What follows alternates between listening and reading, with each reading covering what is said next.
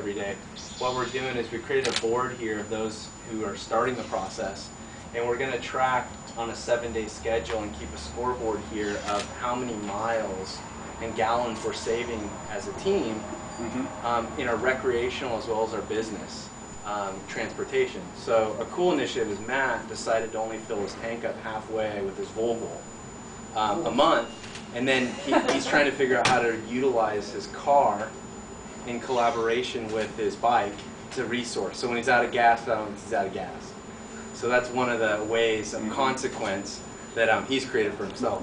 But basically the idea here is just to track how many miles are being a contribution to the overall cause. So as a team, our goal is to really build a scoreboard, and then we're going to post on the website every week. We're going to blog about, hey, as a team, we all collectively rode X amount of miles.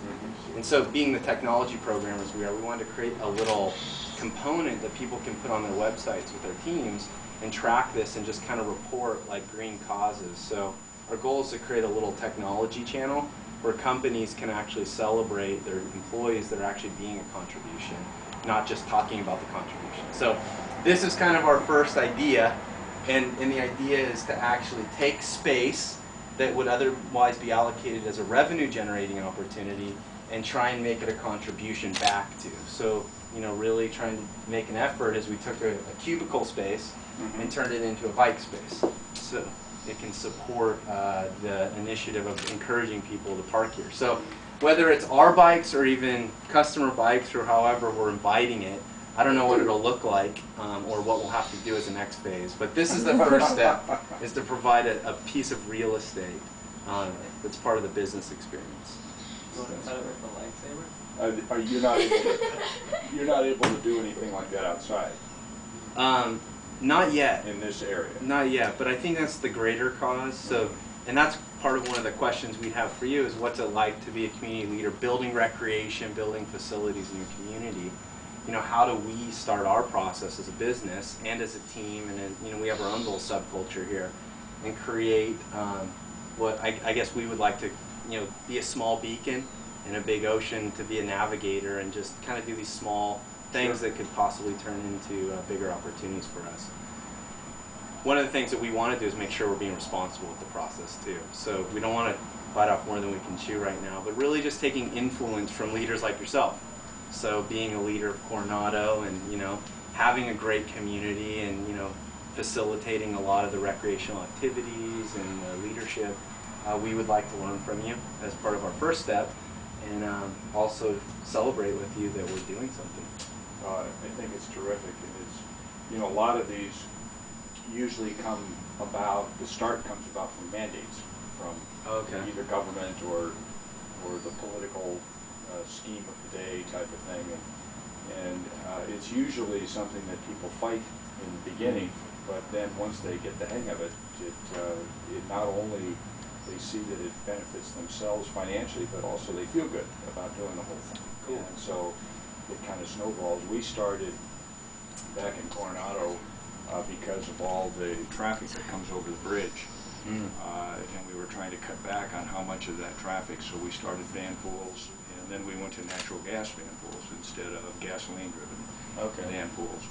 And a couple of the other things that the city has done is most of our fleet is either dual fuel with natural gas or gasoline, and we have small electric cars like mine that we use in our public works department, and they drive around town, and our meter maid is on one of those little electric jobs and stuff like that. Excellent. But another one, one of the ones that I don't know if your business is conducive to it is that we have what we call a 980 two-week work week. The Fridays, we take half the workforce works on one of the Fridays and the other half on the other Friday, and you work a 9-hour day instead of an 8-hour day. So you get every other Friday off, in essence. And what that does, of course, is cut commuting. Commuters don't show up. One of the things that some of the companies that can really do it, they go to the 10-hour workday, and then they just work 4 days a week, and they either slide it like the way we used to do it up at where I was working in Mojave, is we had a Monday through Thursday crew and a Tuesday through Friday crew. Okay. And so you got 3-day weekends every week, which is Excellent. makes everybody very happy, very good. Yeah. It's perfect. But you know, one of the things that you need to do with your whole program is send it over to SANDAG. If you're familiar, SANDAG is our San Diego area governments, where all the city governments are represented on this board of directors, and they have a big program of biking, and they're trying to get the whole bike path all the way around the South Bay connected, and we've been working on it for years to get different pieces. And of course, Coronado's got theirs piece all done along a 10-mile bike path that goes down the Strand. And we have these out in the city on city property, bike racks all over the city for people that just go to the stores and stuff. They can put it in. And what we did is, initially we were doing it as a city, and then the businesses themselves caught on to it, and so they started doing theirs and kind of made it look a little neater, like, you know, over Hollis and some of the other little park areas, the Adela Fountain and stuff like that they have. So I think it's, you know, it's a great idea. I think putting it on the internet and stuff, you know, that's the way of the future. So yeah, it's terrific. One of the things we talked about is we were going to try and collaborate with a helmet manufacturer and try and put together an initiative based on, to be goal-oriented. And one of the things with business that we try and apply with the whole team as a group is to be goal-oriented. You know, what are your personal goals, mental goals, spiritual goals, financial goals, and a lot of the other values that carry into the business application, so we can be better service to our clients, is to be better service focused as individuals here as a team. One of the things that we are going to try and do is create an initiative. Once you achieve a certain mileage, is to award people and also to promote the safety in the community. You know, being out on the streets can be sometimes dangerous. So we want to create a green initiative with a helmet concept. And so that's one of the sort of goals for us, is to really collaborate with a company. The ideal would be to recycle materials and helmets, and then really create a cause-driven approach to be goal-oriented. So after maybe your 1,000 or 10,000 benchmark, you get awarded one of these really iconic helmets for the community, so that people can share and, you know, oh, I want one of those. Really get the younger generation involved too in the whole effort, and show that we as adults, or we as responsible citizens, are also participating in their, what you said, regulation. So their legal parameters, they have to wear helmets by law, but showing them that we're encouraging the process. So that's one of the big collaborative components we feel could bring together a cause for the community. And that's one of our purposes with doing this. Well, the only other thing I can add to that on the safety aspect is stop at the stop signs. Yeah? Okay. I see it all the time in Coronado. You know, the parents are trying to be the leaders and show their kids, and they wear their helmets and they blow right through the stop sign. Yeah. So the little kid blows right through it with them. And we have lots of problems with that in that arena. And it's difficult because, I mean, you get a good head of steam up, and every block there's a stop sign, you got to stop, and then people can go and stuff like that. So it's not easy. Okay, cool. So one of the things we'd love to follow up with you on is, you know, just maybe getting some key points about having a community that's very bike-friendly, very oriented towards some of these more green-friendly initiatives out there. And part of that was we wanted to invite you to cut a ribbon with us to celebrate this whole event. Like I told my daughter here, I Yeah. said, you know, I'm infringing on Jerry Sanders' territory over here, because this is his city, not mine. Well, he didn't show up, so yeah. So we're about those that can show up. You know, I believe that half the success in this, or more than half the success, is showing up, and you know, that's our goal. We showed up for our own event, you know, and we really appreciate you being here, because part of our dialogue is, will we make a difference? Do we ever make a difference? And we as a whole collective team really do want to actively participate in making a difference, from charities to housing projects to just riding bikes.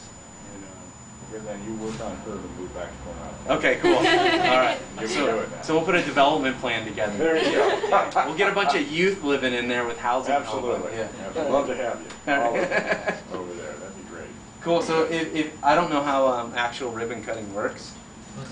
Well, normally the way that it works is that you get your whole crew on that side of it, Okay. including you, Okay. and Come on, gang. let me be a photographer Okay, cool. and take the picture of you doing this. Perfect. You guys want to try and all pile in here? Everybody pile in there, 'cause you gotta see all of you guys. Piling in. We are the bikes. I feel like a bike. Maximum occupancy. There you go. I don't know if you're familiar with this.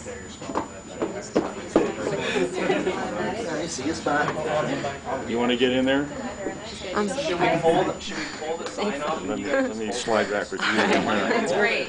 Just pull them off. Wow, looks good. Yeah, you can be the Yeah, eye. leave the eye. Leave that part of the eye there.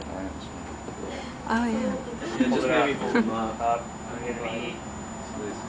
Oh, bike, okay, we got the bike, we got all that. Right? Got it? And then whenever you're ready, so I can just start clicking and I'll catch the actual cutting. Okay, and we'll start now. Go ahead and cut anytime. Cut it, Jamie. Oh. Did it cut? Wanna hold that? Oh, There you go. I should have brought my scissors. All right, perfect. Fantastic. Cool. And maybe a photo with you and Jeremy in the bike area? That'd be okay? Sure. Well, you're saying there's some tough competition. I went to the Royal Bakes the other day with that last one. Oh, over there. Francis? Yes. Well, here, let me just shake your hand. Oh, okay. All right. Great. Thanks. Cool. Thank you. These guys, good. To the bikers. You can now bring the bikes in. Now, how far distance are we talking about here? Craig, how far do you have to go? You used to ride from OB for the last. It was 7.4 miles. I haven't calculated this new place. It's about 3. So I win now. How far are you? 3. Take pictures of these guys. Yeah, I live in the Same neck of same the woods. neighborhood now. I'm not sure. I could find one. So Ooh, probably 10 miles. That's a haul. 12. Yeah. Mine's about a mile. Mile. And then I ride around the waterfront. That's okay. Yeah. Yeah. How about anybody got a long distance to go, or is not going to be able to do it?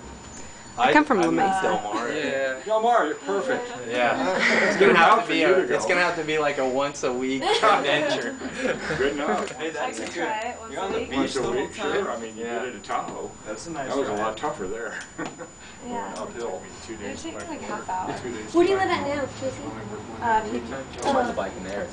I would have been able to do it. You can go ahead and stop it.